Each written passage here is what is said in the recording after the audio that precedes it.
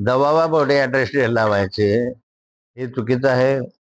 यामध्ये अडकमोलने म्हटलेलं आहे किंवा गिरीश महाजनांनी याची जमीन, गिरीश महाजन या संस्थेचे संचालक आहे. तापी पूर्णा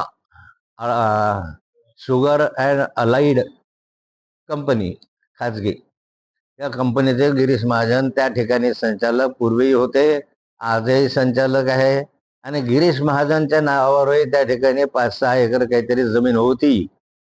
गिरीश महाजनने ही जमीन तातडीनं त्यांना परत देऊन टाकली. ते काही गिरीश महाजन करण्यासारखा उदार आहे म्हणून दिली नाही. त्या ठिकाणी गिरीश महाजनांनी ही जमीन आपल्या निवडणुकीच्या याच्यामध्ये जे ॲफिडेविट करतो कोणाची किती प्रॉपर्टी आहे, त्या ॲफिडेविटमध्ये ही जमीन लिहिली नव्हती. आणि ही जमीन न लिहिल्यामुळे जर कोणी तक्रार केली असती तर गिरीश महाजनची आमदारकी रद्द झाली असती. या कारणासाठी गिरीश महाजनने ती जमीन ताबडतोब दिली. पण तरी अजूनही तक्रार करता येते त्याची, जरी 10 वर्षापूर्वीच असलं तरी तक्रार केव्हाही करता येते.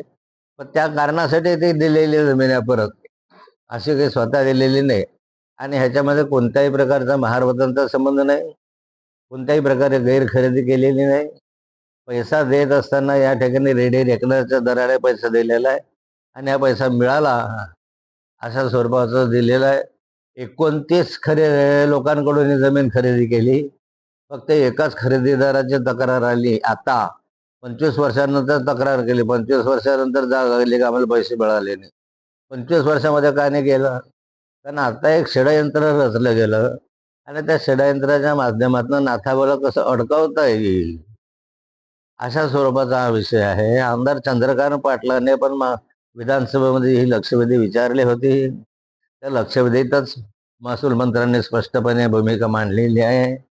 आणि आता विनाकारण नाथाबाला या ठिकाणी अडकवण्याचा का प्रयत्न होतोय?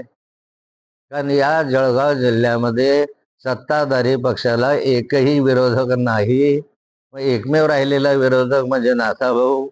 मग एकनाथ खडसेंना कसं नाउमेद केलं पाहिजे, कसे खोटे गुन्हे दाखल केले पाहिजे, कसं राजकारणामध्ये चूप बसवलं पाहिजे, हा यांचा प्रयत्न दिसतोय.